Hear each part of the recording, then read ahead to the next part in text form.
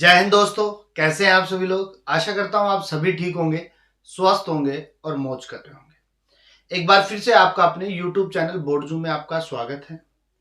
एक बार फिर से हम अपने पुराने टॉपिक पे चलते हैं। कल अपन ने अंडजनन के लिए पढ़ा था और अंडजनन पर एक लंबा विषय जो चल रहा था वो पीतक पे चल रहा था। अपन ने कहा था कि पीतक के लिए अपन एक अलग से वीडियो बनाएंगे, तो उसी पीतक की हम चर्चा करेंगे। तो देखो, मैंने कल भी आपको बताया था कि पीतक जो है किसी प्रकार का कोई केमिकल प्रोसेस नहीं होता है या केमिकल मटेरियल नहीं होता है। ये केवल एक लिक्विड होता है। क्या होता है? एक लिक्विड होता है जिसे हम क्या मानते हैं? भोज्य पदार्थ मानते हैं। अर्थात ये भोज्य पदार्थ जो होता है वो भ्रूण को क्या देता है? भोजन प्रदान करने का कार्य करता है। अर्थात इस पीतक के अंतर्गत वो समस्त मटेरियल प्रेजेंट होते हैं जो एक भोजन के लिए आवश्यक है। जैसे फैट, लिपिड की बात करें, इसके अलावा कार्बोहाइड्रेट की बात करें, इसके अलावा प्रोटीन की बात करें, तीनों मटेरियल इस पीतक में प्रेजेंट होते हैं। और बेसिकली इसको हम दो भागों में देखते हैं। एक हम देखते हैं प्रोटीन पीतकी। किसमें देखते हैं? प्रोटीन पीतकी में देखते हैं। और एक हम किसमें देखते हैं? वसीय पीतकी। दोनों में फर्क क्या है? जहां पीतक के अंदर प्रोटीन प्रेजेंट हो वो तो क्या रहेगा? प्रोटीन पीतकी। और जहां लिपिड ज्यादा मात्रा में हो वो कौन सा हो जाएगा? वसीय पीतकी। इसके अलावा इन्हें दो भाग और कर सकते हैं अपन। एक होता है कणिका में और एक होता है बिंबाणु। ग्रेन्यूल्स टाइप और डिस्क टाइप, दोनों में फर्क क्या है? अगर पीतक अंड कोशिका में किस रूप में प्रेजेंट है? सूक्ष्म कणिकाओं के रूप में, माइक्रो ग्रेन्यूल्स के रूप में प्रेजेंट है, तो वो कौन सा होगा? कणिका में। और अगर बिंबाणु पीतक में क्या होगा? अंड कोशिकाओं में जो बिंबाणु पीतक होगा या पीतक जो होगा वो गुरु कणिका के रूप में, गुरु का मतलब होता है मैक्रो ग्रेन्यूल्स के रूप में प्रेजेंट है, तो वो कौन सा होगा? बिंबाणु पीतक होगा। डिस्क योक रहेगा। अब बात करें पीतक का फॉर्मेशन कैसे होता है, तो समझिएगा कि पीतक के फॉर्मेशन के लिए सबसे मेन आवश्यकता होती है जुवेनाइल हार्मोन की। यही जुवेनाइल हार्मोन जो होता है वो पीतक का संश्लेषण करने का कार्य करता है। अर्थात पीतक बनाने का जो मेन काम है वो किसका है? जुवेनाइल हार्मोन का है। और इस जुवेनाइल हार्मोन से ज्यादा प्रेजेंस किसकी है? वाइटेलोजेनिन जीन की है। क्योंकि वाइटेलोजेनिन जीन जो होता है वाइटेलोजेनिन प्रोटीन में तब्दील हो जाता है, बदल जाता है। और इस वाइटेलोजेनिन जीन में प्रोटीन के अंतर्गत शर्करा भी है, लिपिड भी है और क्या है? प्रोटीन भी है। अर्थात वो तीनों भोज्य पदार्थ प्रेजेंट है जो एक शरीर के लिए आवश्यक होते हैं। किसमें है? वाइटेलोजेनिन प्रोटीन में। तो इसलिए अपन इसको बनाना क्या है? जरूरी है। अब ये जो वाइटेलोजेनिन जीन है ना, जुवेनाइल हार्मोन की उपस्थिति में कहां पर होगा? यकृत में। किसमें बदल जाएगा? फोस्फोवाइटेलिन और फोस्फोवाइटिन, फोस्फोवाइटेलिन और फोस्फोवाइटिन। और ये जो दोनों पदार्थ है ना, यही क्या कहलाते हैं? पीतक के मुख्य घटक। पीतक का अधिकांश भाग लाइपोविटेलिन और फोस्फोवाइटिन का बना है। अब देखो, बात ये होती है कि पीतक का फॉर्मेशन होता क्या है। तो हमने एक चीज ये तो कंफर्म कर दी कि पीतक का फॉर्मेशन कहां होता है? यकृत में होता है। लेकिन पहले बहुत से वैज्ञानिकों का मानना था कि पीतक का फॉर्मेशन माइटोकॉन्ड्रिया में होता है या केंद्रक में होता है या अंडाणु के अंतर्गत होता है या अंडाशय में होता है। लेकिन अब हाल ही रिसर्चों में पता चला या अब कंफर्म कर दिया गया है कि पीतक का फॉर्मेशन जो है वो यकृत में किया जाता है। किसमें किया जाता है?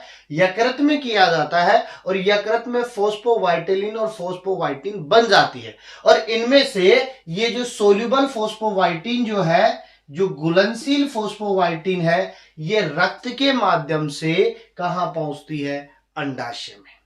कहां पहुंचेगी? अंडाशय में। और अंडाशय में ये जो फोस्फोवाइटिन है ये प्रोटीन काइनेज और Mg+2 आयन की प्रेजेंस में अघुलनशील फोस्फोवाइटिन में बदल जाती है, अनसोल्यूबल फोस्फोवाइटिन में बदल जाती है। और ये जो अनसोल्यूबल फोस्फोवाइटिन है ये लाइपोविटेलिन के साथ में मिलती है और क्या बनाती है, पीतक बनाती है। क्या बनाती है, पीतक बनाती है। और इस प्रकार से किसका फॉर्मेशन होता है, पीतक का फॉर्मेशन होता है। तो इस प्रकार से पीतक बना सकते हो। पीतक ना अंडे में बनेगा, ना अंडाशय में बनेगा, ना किसी माइटोकॉन्ड्रिया में, ना किसी केंद्रक में।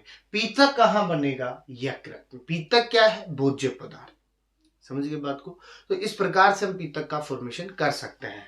अगर हम पीतक के कार्यों की बात करें, फंक्शंस की बात करें तो क्या हो सकते हैं, तो पहली काम तो सीधी सी बात है, भ्रूण को भोजन पहुंचाने का काम या भोजन अवेलेबल करवाने का काम किसका है, पीतक का।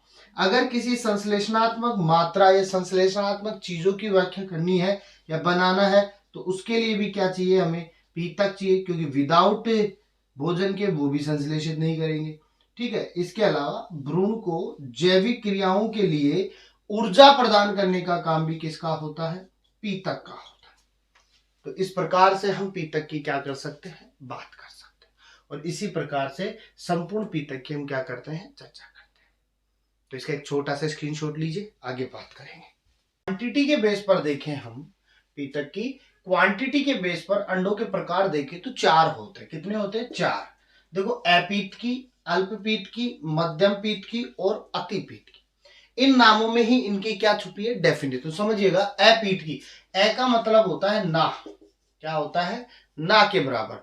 तो हम कह सकते हैं पीतक क्या हो, अनुपस्थित। अर्थात जिन अंडों में पीतक अनुपस्थित होगा वो कौन से होंगे, अपीत के अंडे होंगे। कौन से होंगे, अपीत की, जहां पर पीतक नहीं पाया जाएगा। तो उदाहरण के लिए मनुष्य, क्योंकि मनुष्य में पीतक नहीं पाया जाता है। समझ गए, क्योंकि मनुष्य के अंतर्गत भ्रूण को पोषण प्रदान करने का काम किसका होता है, प्लेसेंटा का। तो वहां पर पीतक नहीं पाया जाएगा। तो कौन आ जाएगा, मनुष्य। अल्पपीत की, तो अल्प का मतलब क्या होता है, कम। क्या होता है, कम। तो पीतक की मात्रा क्या है, कम। तो पीतक की मात्रा जिसमें कम होगी वो कौन से होंगे, अल्पपीत की। उदाहरण एम्फियोक्सिस का हो जाएगा। मध्यम पीत की बात करें तो मध्यम का मतलब होता है बीच का, ना तो इधर का और ना उधर का, ना घर का ना घाट का। अब ना घर का ना घाट का हम बात करें तो पीतक ना तो कम होगा और ना क्या होगा, ज्यादा होगा, बीच में रहेगा। उदाहरण एम्फीबिया। तो मेंढक की बात कर सकते हो, मेंढक में पीतक की मात्रा ना तो कम होती है ना ज्यादा होती है, बीच की होती है, बंटवारा होता है। अति, अति पीत की, अति का मतलब होता है ज्यादा। क्या होता है, ज्यादा और बहुत ज्यादा।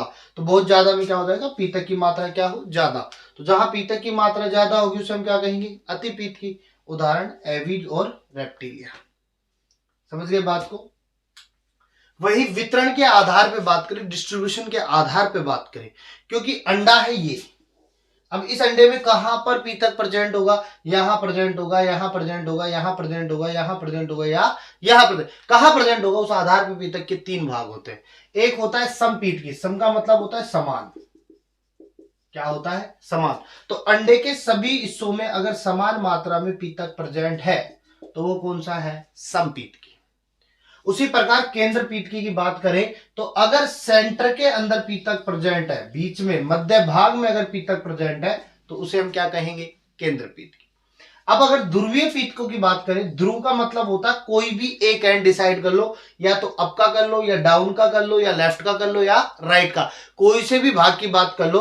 अगर यहां प्रेजेंट है, यहां प्रेजेंट है, यहां प्रेजेंट है, या यहां प्रेजेंट है, यहां भी हो सकता है, यहां भी हो सकता है, यहां भी हो सकता है, और यहां भी, किसी भी एंड पर प्रेजेंट हो सकता है, उसे क्या कहेंगे, ध्रुवीय पीतक कहेंगे। क्या कहेंगे, ध्रुवीय पीतक कहेंगे। तो इस प्रकार से अपन पीतक की बात भी कर सकते हैं। समझ गए। तो इनका एक छोटा सा स्क्रीनशॉट